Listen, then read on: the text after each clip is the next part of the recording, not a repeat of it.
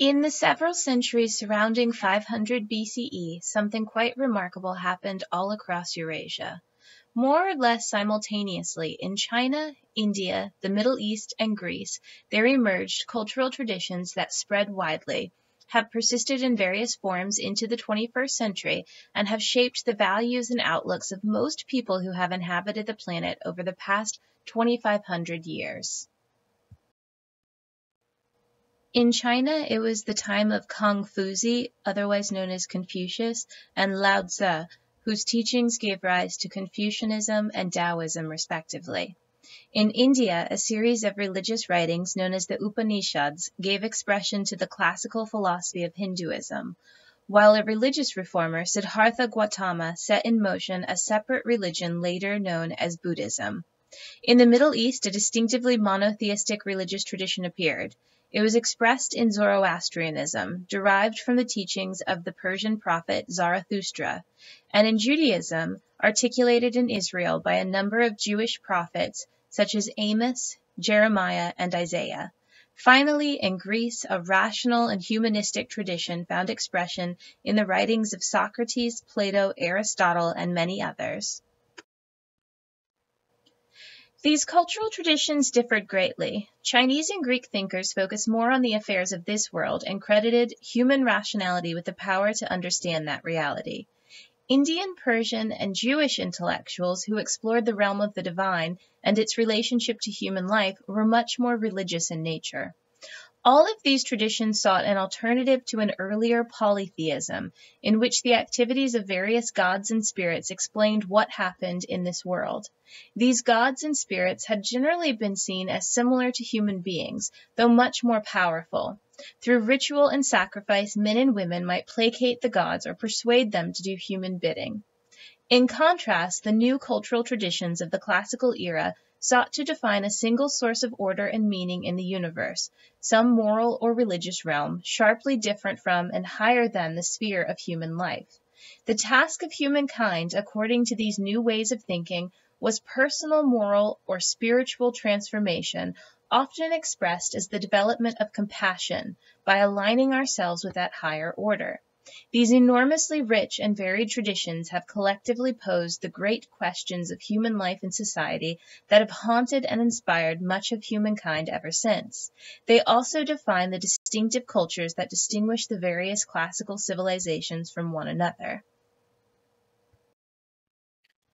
Why did all of these traditions all emerge at roughly the same time? Here we encounter an enduring issue of historical analysis.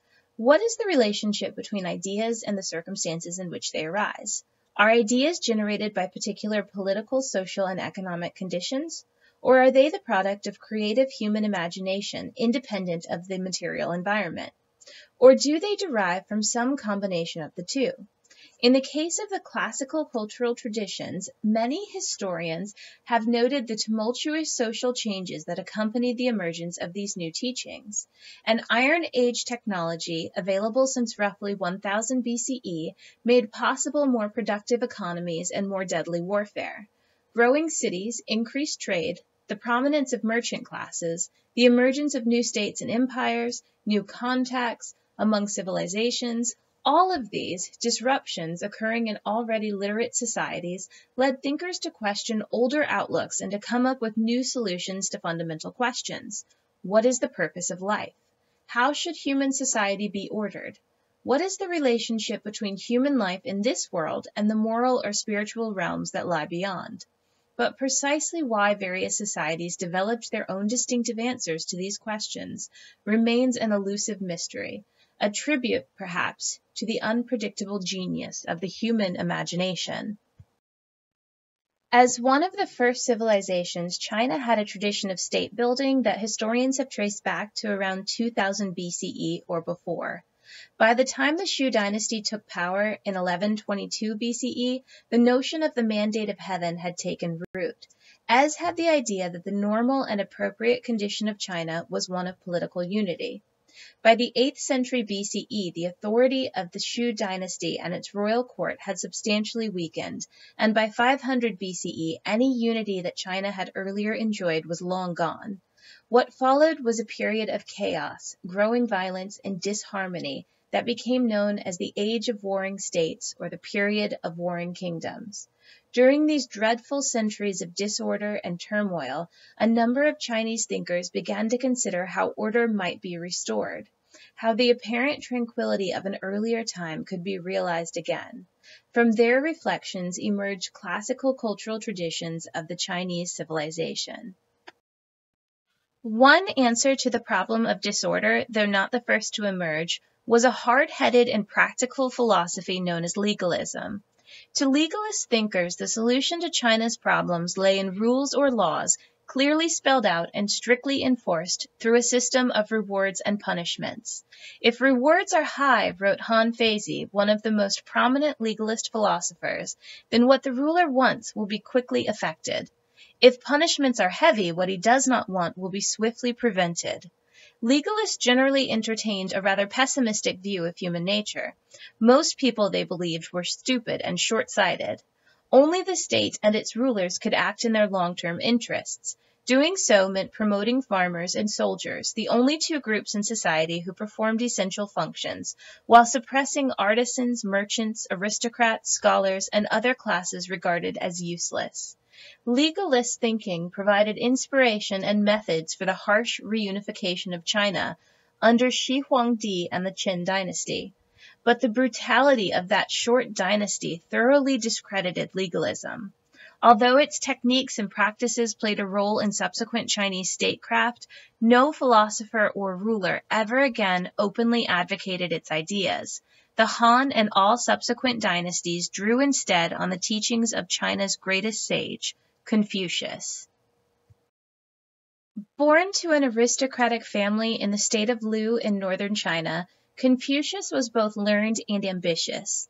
Believing he had found the key to solving China's problem of disorder, he spent much of his adult life seeking a political position from which he might put his ideas into action. But no such opportunity ever came his way. Perhaps it was just as well, for it was as a thinker and a teacher that Confucius left a profound impact on Chinese history and culture and on other East Asian societies such as Korea and Japan. After his death, his students collected his teachings in a short book called The Analects, and later scholars elaborated and commented endlessly on his ideas, creating a body of thought known as Confucianism. The Confucian answer to the problem of China's disorder was very different from that of legalists. Not laws and punishments, but the moral example of superiors was the Confucian key to a restored social harmony. For Confucius, human society consisted primarily of unequal relationships. The father was superior to the son, the husband to the wife, the older brother to the younger brother, and of course, the ruler to the subject.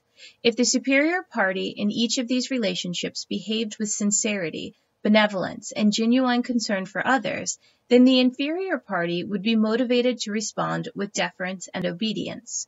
Harmony then would prevail. As Confucius put it, the relation between superiors and inferiors is like that between the wind and the grass. The grass must bend when the wind blows across it. Thus, in both family life and in political life, the cultivation of Ren, translated as human-heartedness, benevolence, goodness, and nobility of heart, was the essential ingredient of a tranquil society. But how are these human virtues to be nurtured? Believing that people have a capacity for improvement, Confucius emphasized education as the key to moral betterment. He prescribed a broad liberal arts education emphasizing language, literature, history, philosophy, and ethics, all applied to the practical problems of government. Ritual and ceremonies were also important, for they conveyed the rules of appropriate behavior in the many and varying circumstances of life. For the superior person, or the gentleman in Confucian terms, the process of improvement involved serious personal reflection and a willingness to strive continuously to perfect his moral character. Such ideas left a deep mark on Chinese culture. The discrediting of legalism during the Qin dynasty opened the door to the adoption of Confucianism as the official ideology of the Chinese state, to such an extent that Confucianism became almost synonymous with Chinese culture. As China's bureaucracy took shape during the Han dynasty and after, Confucianism became the central element of the educational system, which prepared students for the series of examinations required to gain official positions. In those examinations, candidates were required to apply the principles of Confucianism to specific situations that they might encounter once in the office. Thus, generation after generation of China's male elite was steeped in the ideas and values of Confucianism. Family life had long been central to Chinese popular culture, expressed in the practice of ancestor veneration, including visiting the graves of the deceased, presenting them with offerings, and erecting commemorative tablets and shrines in their honor. In Confucian thinking, the family became a model for political life, a kind of miniature state. Filial piety, or the honoring of one's ancestors and parents, was both an end in itself and a training ground for the reverence due to the emperor and state officials. Confucianism also set the tone for defining the lives of women. A somewhat later female writer, Ban Chao, penned a famous work called Lessons for Women, which spelled out the implication of Confucian thinking for women. Here is an excerpt from Lessons for Women. Let a woman modestly yield to others. Always let her seem to tremble and to fear. Then she may be said to humble herself before others, to guard carefully her chastity, to choose her words with care, to wash and scrub filth away, with whole-hearted devotion to sew and to weave, to love, not gossip, and silly laughter, in cleanliness and order to prepare the wine and food for serving guests. These may be called the characteristics of womanly work. Ban Chao called for greater attention to education for young girls, not because they were equal to boys, but so that young women might be prepared to serve their husbands. Confucianism also placed great importance on history, for the ideal good society lay in the past. Confucian ideas were reformist, perhaps even revolutionary, but they were consistently presented as an effort to restore a past golden age. Those ideas also injected a certain democratic element into Chinese elite culture, for the great sage had emphasized that superior men and potential government officials were those of outstanding moral character and intellectual achievement, not simply those of aristocratic backgrounds. Usually, only young men from wealthy families could afford the education necessary to pass examinations, but on occasion villagers could find the resources to sponsor one of their brightest sons. Thus, the Confucian-based examination system provided a modest element of social mobility in an otherwise hierarchical society. Confucian values clearly justified the many inequalities of Chinese society, but they also established certain expectations for government. Emperors should keep taxes low, administer justice, and provide for the material needs of the people. Those who failed to govern by the moral norms of the Confucian values forfeited the mandate of heaven and invited upheaval and their replacement by another dynasty. And finally, Confucianism marked Chinese elite culture by its secular or non-religious character. Confucius did not deny the reality of gods and spirits. In fact, he advised people to participate in family and state rituals as if the spirits were present, and he believed that the universe had a moral character with which human beings should align themselves. But the thrust of Confucian teaching was distinctly this-worldly and practical, concerned with human relationships, effective government, and social harmony. Asked on one occasion about his view of death and the spirits, Confucius replied that because we do not fully understand this life, we cannot possibly know anything about the life beyond. Although members of the Chinese elite generally acknowledged that magic, the gods, and spirits were perhaps necessary for the lower orders of society, they felt that educated people would find them of little help in striving for moral improvement and in establishing a harmonious society. Okay, how about this? Is this a little better? No civilization has ever painted its cultural outlook in a single color. As Confucian thinking became generally known in China, a quite different school of thought also took shape. Known as Taoism, it was associated with the legendary figure Lao Tzu, who according to tradition was a 6th century B.C.E. archivist. He is said to have penned a short poetic volume, the Tao Te Ching, or The Way and Its Power, before vanishing into the wilderness to the west of China on his water buffalo. Taoist ideas were later expressed in a more explicit fashion by the philosopher Yang Zhu. In many ways, Taoist thinking ran counter to that of Confucius, who had emphasized the importance of education and earnest striving for moral improvement and good government. The Taoists ridiculed such efforts as artificial and useless, generally making things worse. In the face of China's disorder and chaos, they urged withdrawal into the world of nature and encouraged behavior that was spontaneous, individualistic, and natural. Whereas Confucius focused on the world of human relationships, the Taoists turned the spotlight on the immense realm of nature and its mysterious unfolding patterns.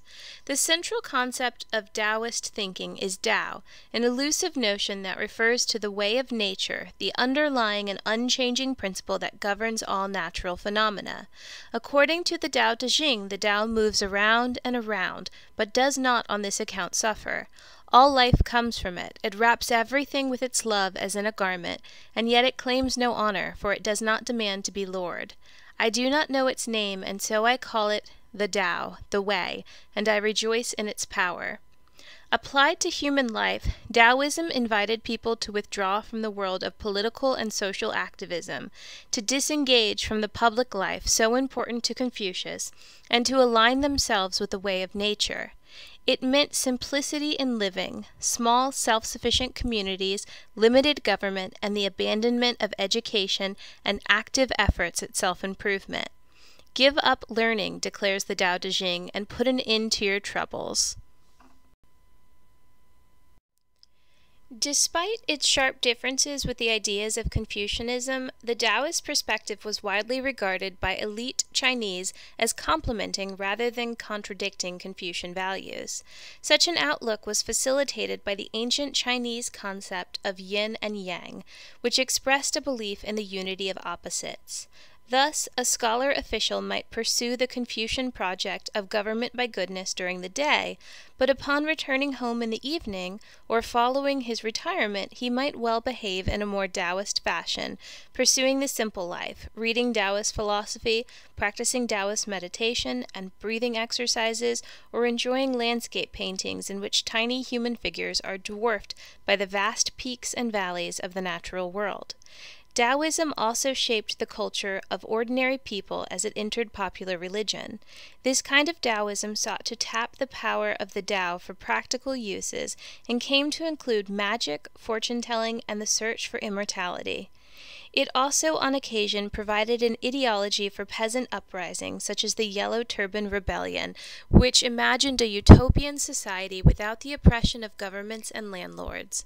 In its many and varied forms, Taoism, like Confucianism, became an enduring element of the Chinese cultural tradition. The cultural development of Indian civilization was far different from that of China.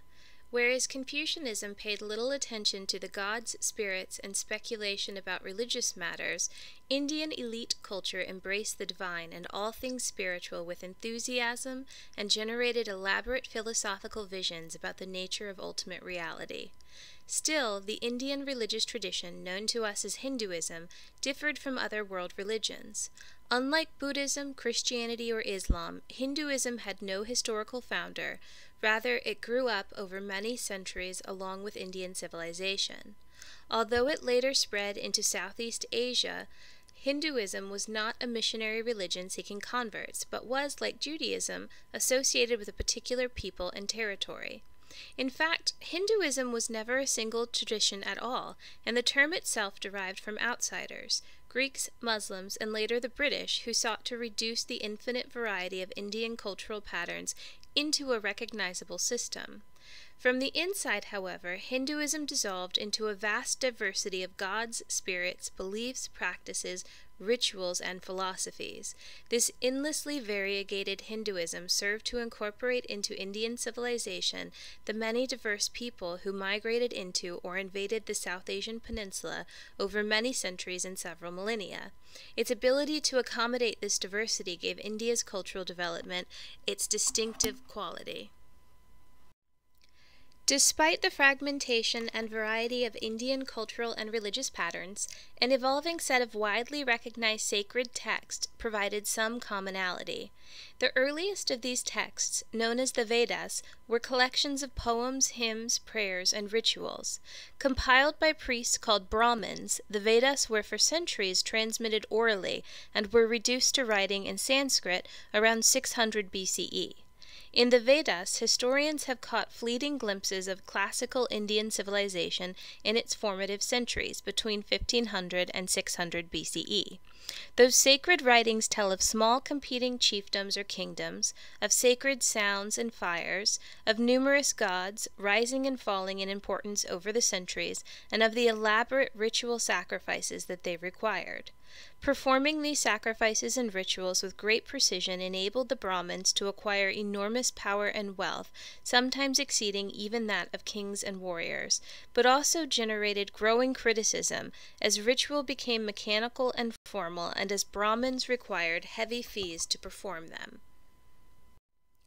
From this dissatisfaction arose another body of sacred texts, the Upanishads, composed by largely anonymous thinkers between 800 and 400 BCE. They were mystical and highly philosophical works that sought to probe the inner meaning of the sacrifices prescribed in the Vedas. In the Upanishads, external ritual gave way to introspective thinking, which expressed in many and varied formulations the central concepts of philosophical Hinduism that have persisted into modern times. Chief among them was the idea of Brahman, the world soul, the final and ultimate reality.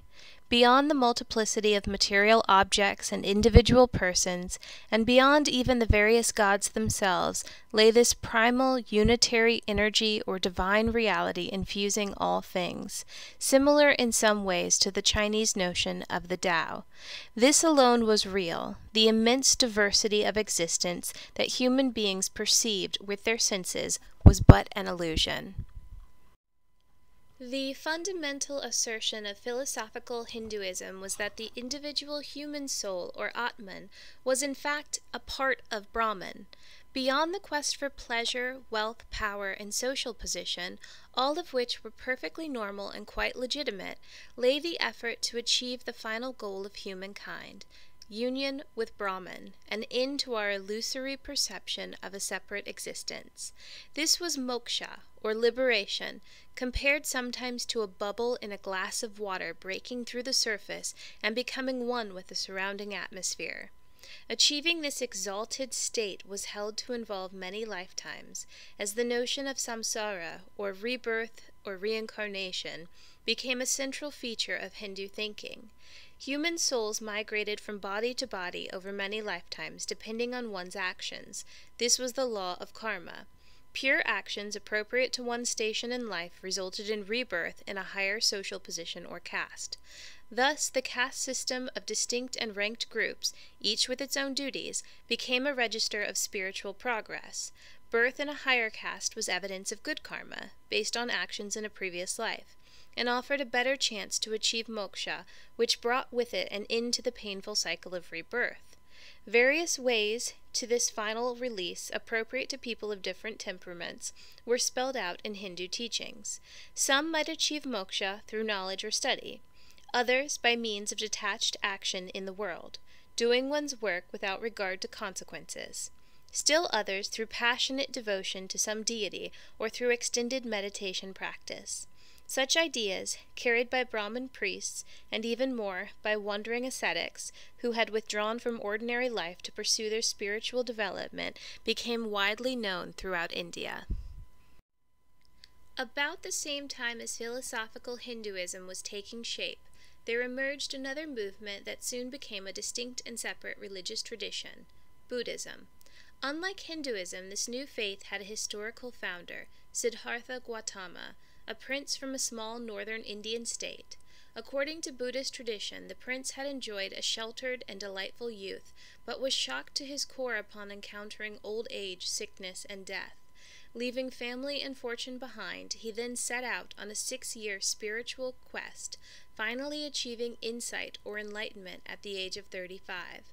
For the rest of his life, he taught what he had learned and gathered a small but growing community whose members came to see him as the Buddha, or the Enlightened One. "I teach but one thing," the Buddha said, "suffering and the end of suffering."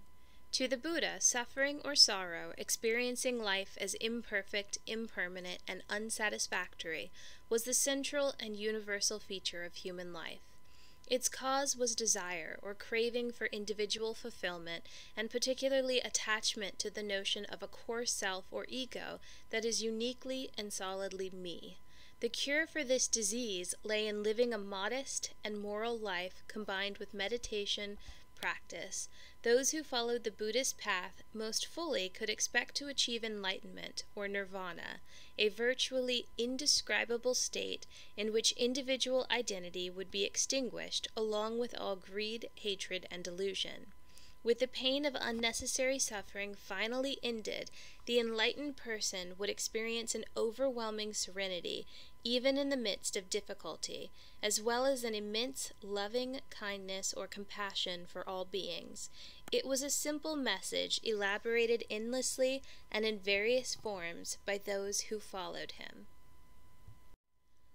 Much of the Buddha's teaching reflected the Hindu traditions from which it sprang. The idea that ordinary life is an illusion, the concepts of karma and rebirth, the goal of overcoming the incessant demands of the ego, the practice of meditation, the hope for final release from the cycle of rebirth, all of these Hindu elements found their way into Buddhist teaching. In this respect, Buddhism was a simplified and more accessible version of Hinduism. Other elements of Buddhist teaching, however, sharply challenged prevailing Hindu thinking. Rejecting the religious authority of the Brahmins, the Buddha ridiculed their rituals and sacrifices as irrelevant to the hard work of dealing with one's suffering. Nor was he much interested in abstract speculation about the creation of the world or the existence of God. For such questions, he declared, are not useful in the quest for holiness. They do not lead to peace and to the direct knowledge of nirvana. Individuals had to take responsibility for their own spiritual development with no help from human authorities or supernatural beings. "Be a lamp unto yourselves," counseled the dying Buddha. "Work out your own salvation." It was a religion of intense self-effort based on personal experience. The Buddha also challenged the inequalities of a Hindu-based caste system, arguing that neither caste position nor gender was a barrier to enlightenment. The possibility of awakening was available to all. When it came to establishing a formal organization of the Buddha's most devoted followers, though, the prevailing patriarchy of Indian society made itself felt. Buddhist texts recount that the Buddha's foster mother sought to enter the newly created order of monks, but was repeatedly refused admission by the Buddha himself. Only after the intervention of the Buddha's attendant, Ananda, did he relent and allow women to join a separate order of nuns. Even then, these nuns were subjected to a series of rules that clearly subordinated them to men. Male monks, for example, could officially admonish the nuns, but the reverse was forbidden. Nonetheless, thousands of women flocked to join the Buddhist order of nuns, where they found a degree of freedom and independence unavailable elsewhere in Indian society. The classic Hindu text, the Laws of Manu, had clearly defined the position of women. In childhood, a female must be subject to her father, in youth to her husband. When her lord is dead, to her sons. A woman must never be independent. But Buddhist nuns delighted in the relative freedom of their order, where they largely ran their own affairs, were forbidden to do household chores, and devoted themselves wholly to the search for awakening, which many apparently achieved. Gradually, Buddhist teachings found an audience in India. Its egalitarian message appealed especially to lower caste groups and to women. The availability of its teachings in the local language of Pali, rather than the classical Sanskrit, made it accessible. Establishing monasteries and stupas containing relics of the Buddha on the site of neighborhood shrines to earth spirits or near a sacred tree linked the new religion to local traditions. The most dedicated followers joined monasteries, devoting their lives to religious practice and spreading the message among nearby people. State support during the reign of Ashoka likewise helped the new religion gain a foothold in India as a distinct tradition separate from Hinduism.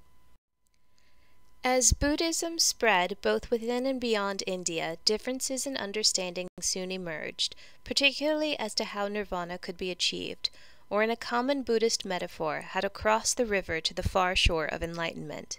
The Buddha had taught a rather austere doctrine of intense self-effort, undertaken most actively by monks and nuns who withdrew from society to devote themselves fully to the quest. This early version of the new religion, known as Theravada, the teaching of the elders, portrayed the Buddha as an immensely wise teacher and model, but certainly not divine. It was a more psychological than religious nature, a set of practices rather than a set of beliefs. The gods, though never completely denied, played little role in assisting believers in their search for enlightenment. In short, individuals were on their own in crossing the river. Clearly, this was not for everyone. By the early centuries of the Common Era, a modified form of Buddhism called Mahayana, or the Great Vehicle, had taken root in parts of India, proclaiming that help was available for the strenuous voyage. Buddhist thinkers developed the idea of bodhisattvas, spiritually developed people who postpone their own entry into nirvana in order to assist those who were still suffering. The Buddha himself became something of a god, and both earlier and future Buddhas were available to offer help. Elaborate descriptions of these supernatural beings, together with various levels of heaven and hells, transformed Buddhism into a popular religion of salvation. Furthermore, religious merit leading to salvation might now be earned by acts of piety and devotion, such as contributing to the support of a monastery, and that merit might be transferred to others. This was the great vehicle, allowing far more people to make the voyage across the river. Paralleling the evolution of Chinese and Indian cultural traditions was the movement towards a distinctive monotheistic religious tradition in the Middle East, which found expression in Persian Zoroastrianism and in Judaism. Neither of these religions themselves spread very widely, but the monotheism that they nurtured became the basis for both Christianity and Islam, which have shaped so much of world history over the past 2,000 years. Amid the proliferation of gods and spirits that had long characterized religious life throughout the ancient world, the idea of a single supreme deity, the sole source of all creation and goodness, was a radical cultural innovation. That conception created the possibility of a universal religion, open to all of humankind, but it could also mean an exclusive and intolerant faith committed to the worship of the one true God.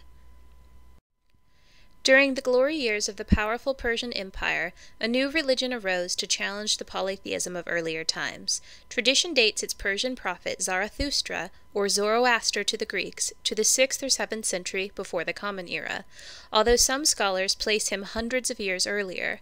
Whenever he actually lived, his ideas took hold in Persia and received a degree of state support during the Achaemenid dynasty. Appalled by the endemic violence of recurring cattle raids, Zarathustra recast the traditional Persian polytheism into a vision of a single, unique god, Ahura Mazda, who ruled the world and was the source of all truth, light, and goodness. This benevolent deity was engaged in a cosmic struggle with the forces of evil, embodied in an equivalent supernatural figure, Angra Mainyu. Ultimately, this struggle would be decided in favor of Ahura Mazda, aided by the arrival of a final savior who would restore the world to its earlier purity and peace. At a day of judgment, those who had aligned with Ahura Mazda would be granted new, resurrected bodies and rewarded with eternal life and paradise. Those who had sided with evil and the lie were condemned to everlasting punishment. Zoroastrian teaching thus placed great emphasis on the free will of humankind and the necessity for each individual to choose between good and evil. The Zoroastrian faith achieved widespread support within the Persian heartland, although it also found adherents in other parts of the empire, such as Egypt, Mesopotamia, and Anatolia. Because it never became an active missionary religion, it did not spread widely beyond the region. Alexander the Great's invasion of the Persian Empire and the subsequent Greek-ruled Seleucid dynasty were disastrous for Zoroastrianism, as temples were plundered, priests slaughtered, and sacred writings burned. But the new faith managed to survive this onslaught and flourished again during the Parthian and Sassanid dynasties. It was the arrival of Islam and an Arab empire that occasioned the final decline of Zoroastrianism in Persia, although a few believers fled to India, where they became known as Parsis and continued their faith into present times. Like Buddhism, the Zoroastrian faith vanished from its place of origin. But unlike Buddhism, it did not spread beyond Persia in a recognizable form. Some parts of the Zoroastrian belief system, however, did become incorporated into other religious traditions. The presence of many Jews in the Persian Empire meant that they surely became aware of Zoroastrian ideas. Many of those ideas, including the conflict of God and evil counterparts such as Satan, the notion of a last judgment and resurrected bodies, and a belief in the final defeat of evil, the arrival of a savior known as Messiah, and the remaking of the world at the end of time, found a place in an evolving Judaism. Some of these teachings, especially the concepts of heaven and hell, later became prominent in those enormously influential successors to Judaism, both Christianity and Islam. Thus, the Persian tradition of Zoroastrianism continued to echo well beyond its disappearance in the land of its birth. While Zoroastrianism emerged in the greatest empire of its time, Judaism, the Middle East's other ancient monotheistic tradition, was born among one of the region's smaller and at the time less significant people, the Hebrews. Their traditions, recorded in the Old Testament, tell of an early migration from Mesopotamia to Palestine under the leadership of Abraham. Those same traditions report that a portion of these people later fled to Egypt, where they were first enslaved and then miraculously escaped to rejoin their kinfolk in Palestine. There, around 1000 B.C.E., they established a small state, which soon split into two parts, a northern kingdom called Israel and a southern state of Judah. In a region politically dominated by the large empires of Assyria, Babylon, and Persia, these tiny Hebrew communities lived a precarious existence. Israel was conquered by Assyria in 722 BCE, and many of its inhabitants were deported to distant regions where they assimilated into the local culture. In 586 BCE, the kingdom of Judah likewise came under Babylonian control, and its elite class was shipped off to exile.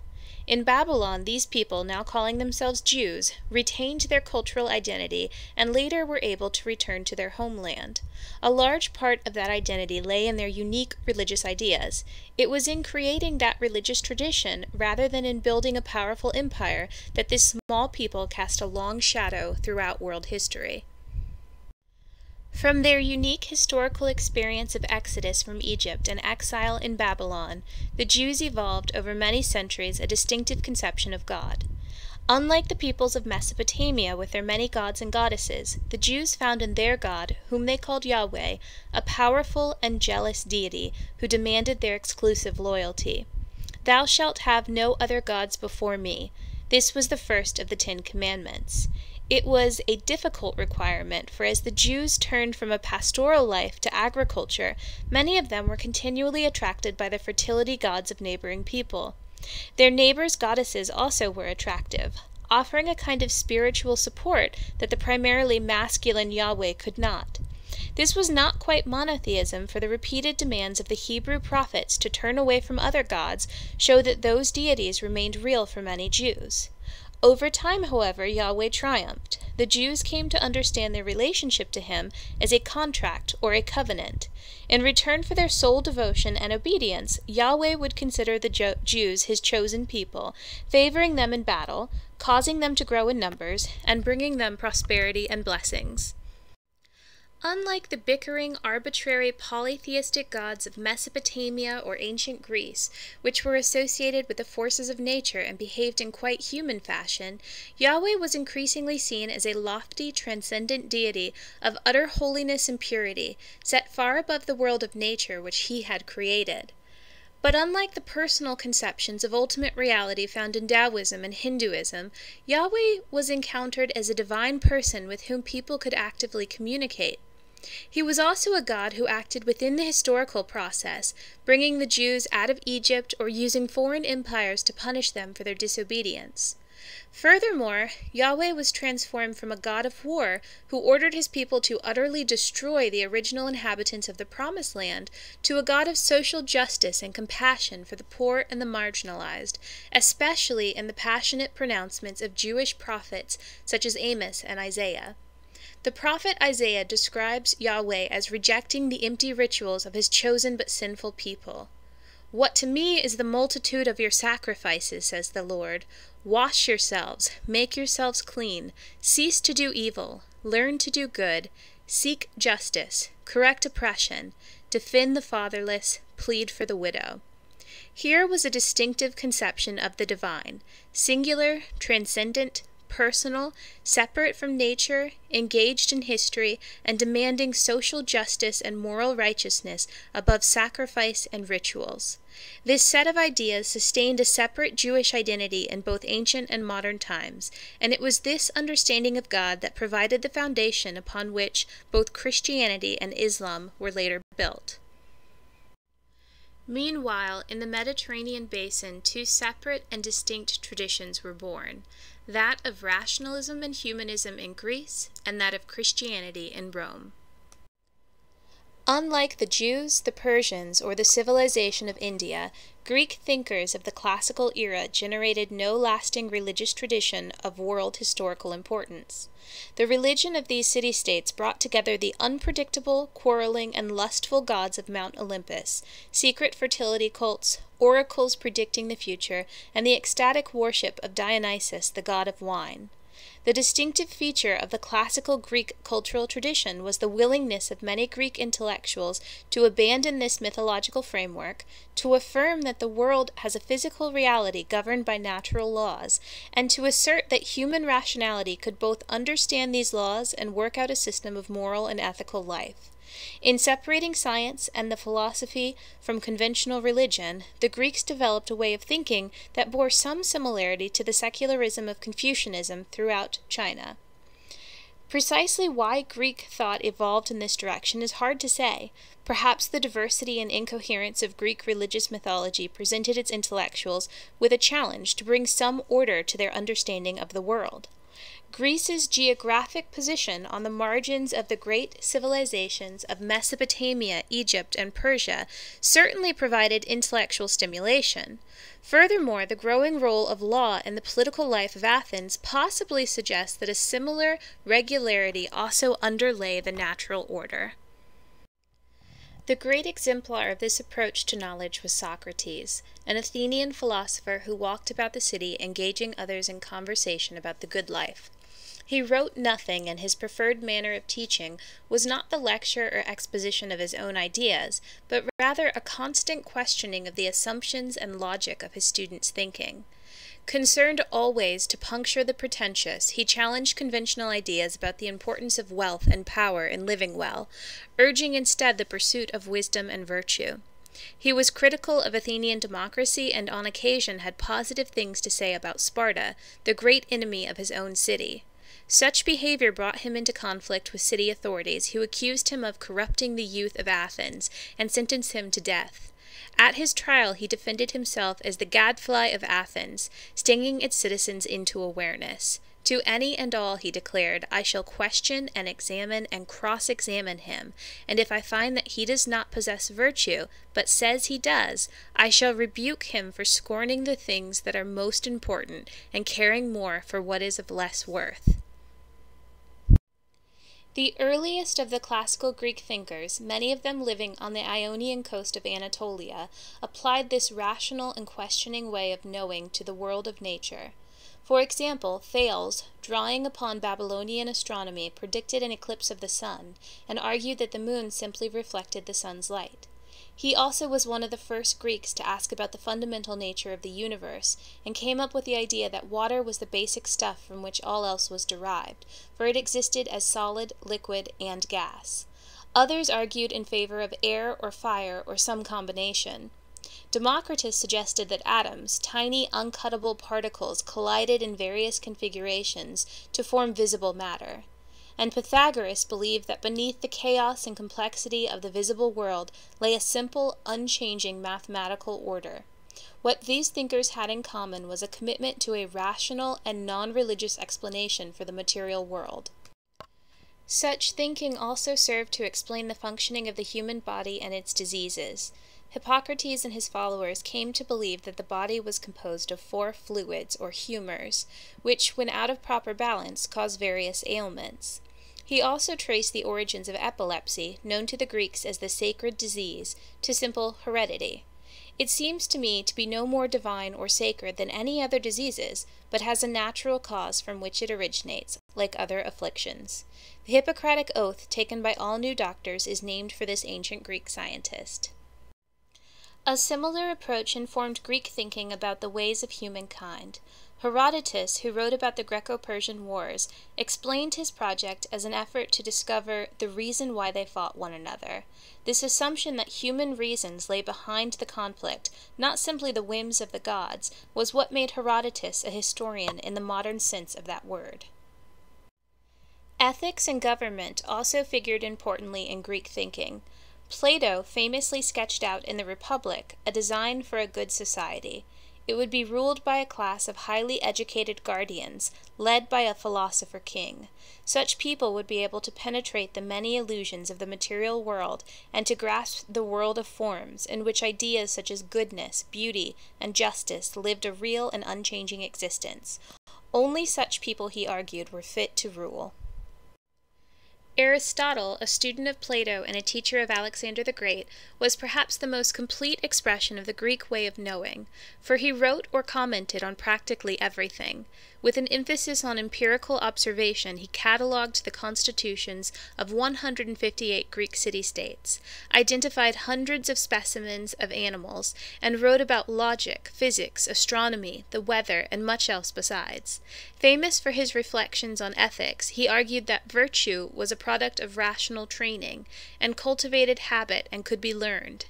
As to government, he urged a mixed system, combining the principles of monarchy, aristocracy, and democracy. The rationalism of the Greek tradition was clearly not the whole of Greek culture.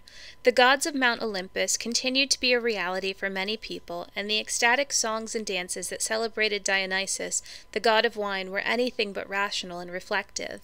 The death of Socrates at the hands of an Athenian jury showed that the philosophy could be a threat as well as an engaging pastime. Nonetheless, Greek rationalism, together with Greek art, literature, and theater, persisted long after the glory days of Athens were over. The Roman Empire facilitated the spread of Greek culture within the Mediterranean Basin, and not a few leading Roman figures sent their children to be educated in Athens, at the academy that Plato had founded. An emerging Christian theology was expressed in terms of Greek philosophical concepts, especially those of Plato.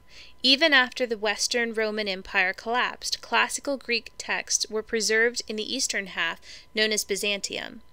In the West, however, direct access to Greek text was far more difficult in the chaotic conditions of post-Roman Europe, and for centuries classical scholarship was neglected in favor of Christian writers. Much of that legacy was subsequently rediscovered after the 12th century CE, as European scholars gained access to classical Greek texts. From that point on, the Greek legacy had been viewed as a central element of an emerging Western civilization.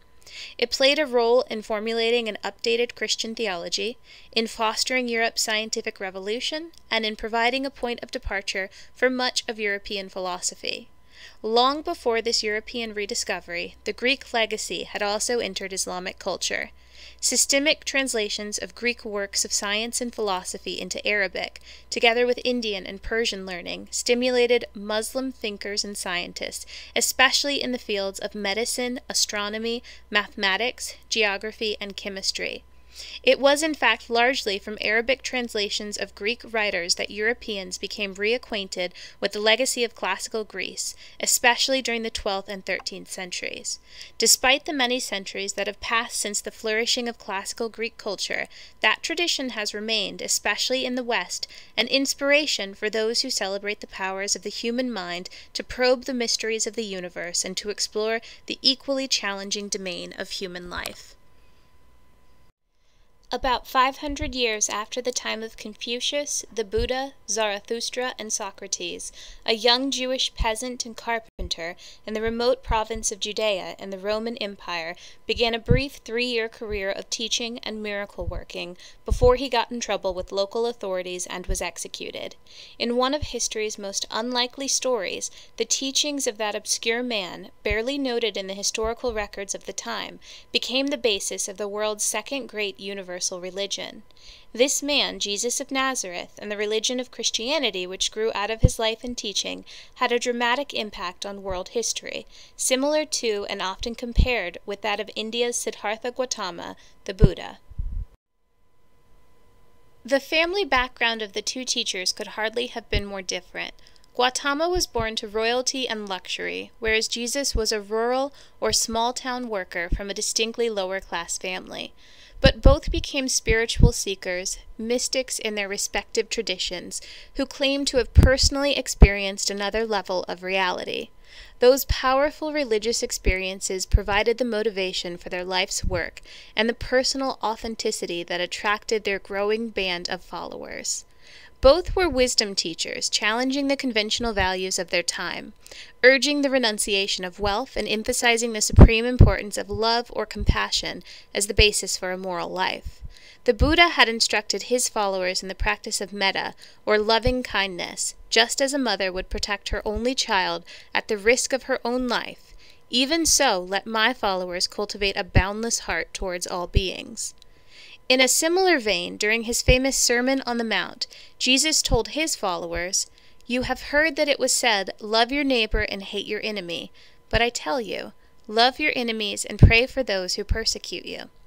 Both Jesus and the Buddha called for the personal transformation of their followers through letting go of the grasping that causes suffering in the Buddha's teaching, or losing one's life in order to save it, in the language of Jesus. Despite these similarities, there were also some differences in their teachings and their life stories.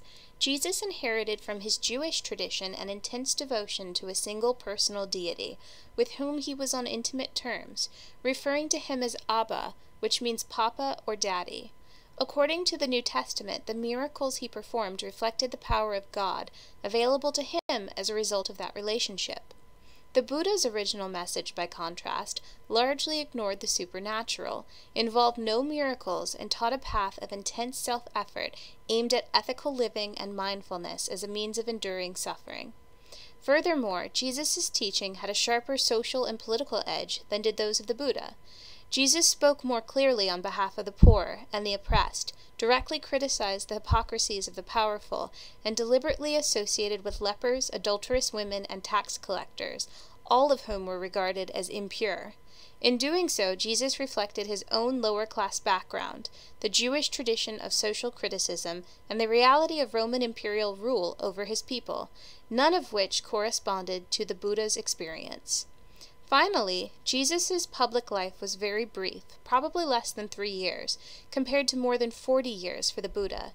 His teachings had so antagonized both Jewish and Roman authorities that he was crucified as a common criminal. The Buddha's message was apparently less threatening to the politically powerful, and he died a natural death at the age of 80. It seems likely that neither Jesus nor the Buddha had any intention of founding a new religion. Rather, they sought to reform the traditions from which they had come. Nonetheless, Christianity and Buddhism soon emerged as separate religions, distinct from Judaism and Hinduism, proclaiming their messages to a much wider and more inclusive audience. In the process, both teachers were transformed by their followers into gods. According to many scholars, Jesus never claimed divine status, seeing himself as a teacher or a prophet, whose close relationship to God could be imitated by anyone. The Buddha likewise viewed himself as an enlightened but fully human person, an example of what was possible for anyone who followed the path. But in Mahayana Buddhism, the Buddha became a supernatural being who could be worshipped and prayed to and was spiritually available to his followers. Jesus, too, soon became divine in the eyes of his followers, the Son of God of very God, according to one of the creeds of the early Church, while his death and resurrection made possible the forgiveness of sins and the eternal salvation of those who believed. The transformation of Christianity from a small Jewish sect to a world religion began with St. Paul, an early convert whose missionary journeys in the Eastern Roman Empire led to the founding of small Christian communities that included non-Jews. The good news of Jesus, Paul argued, was for everyone, and Gentile or non-Jewish converts need not follow Jewish laws or rituals such as circumcision. In one of his many letters to these new communities, later collected as part of the New Testament, Paul wrote, "There is neither Jew nor Greek, neither slave nor free, neither male nor female, for you are all one in Christ Jesus." Despite Paul's egalitarian pronouncement, early Christianity, like Buddhism, reflected prevailing patriarchal values, even as they both offered women new opportunities. Although women apparently played leadership roles in the house churches of the 1st century CE, Paul counseled women to be subject to your husbands and declared that it is shameful for a woman to speak in church. Nonetheless, the inclusive message of early Christianity was one of attractions of the new faith as it spread very gradually within the Roman Empire during the several centuries after Jesus' death. The earliest converts were usually lower stratum people, such as artisans, traders, and a considerable number of women, mostly from towns and cities, while a scattering of wealthier, more prominent, and better educated people subsequently joined the ranks of Christians.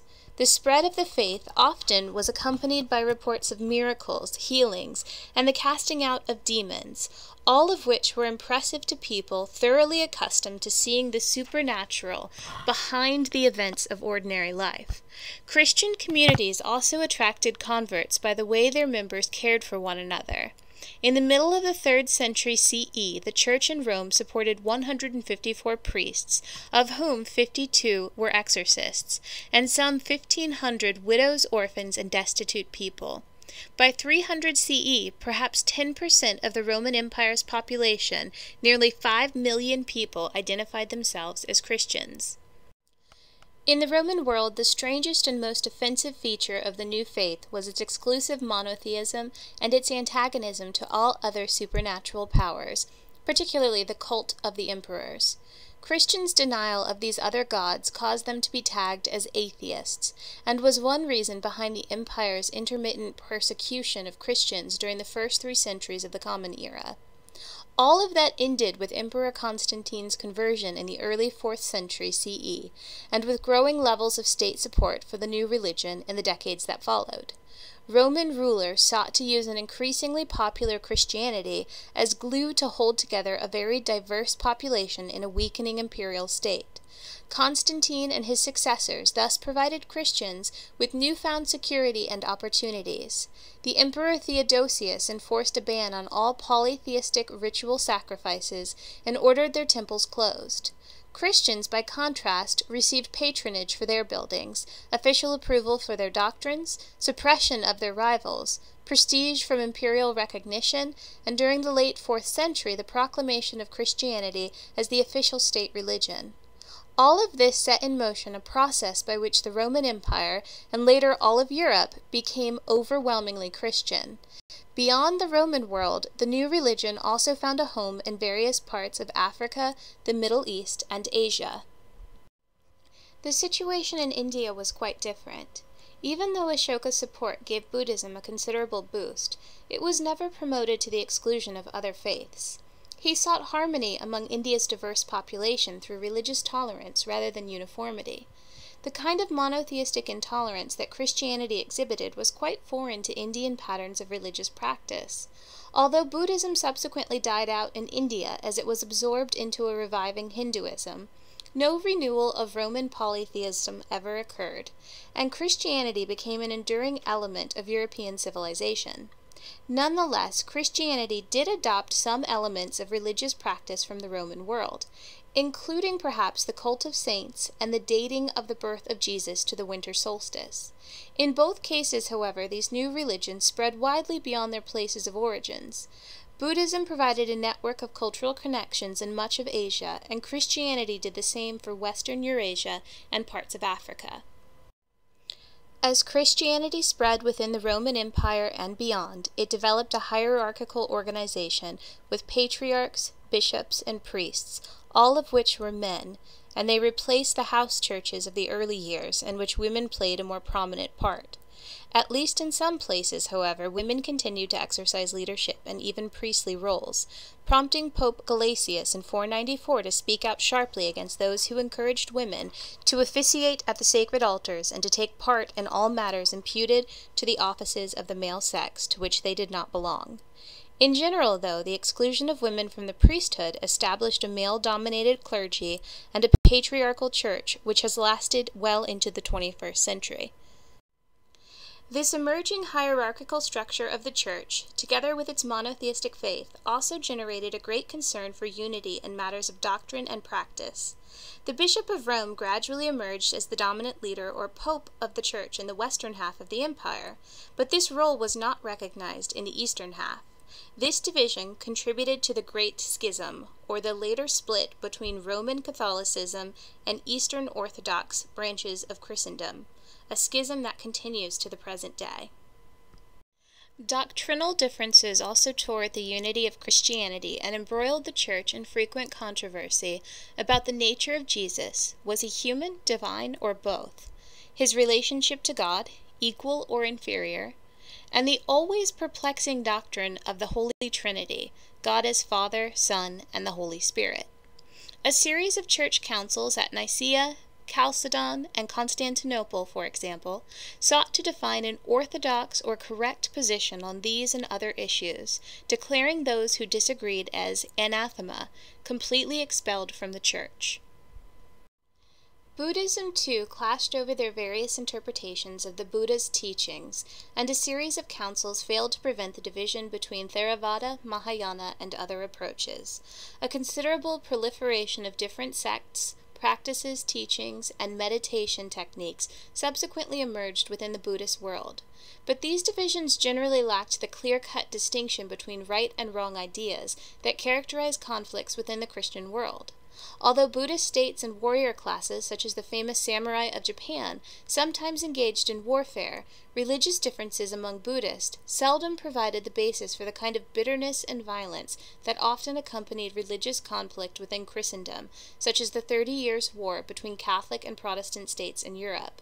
Nor did Buddhists develop the kind of overall church hierarchy that characterized Christianity, although communities of monks and nuns organized in monasteries created elaborate rules to govern their internal affairs. To put it mildly, religion has always been a sensitive subject, and no less so for historians than for anyone else.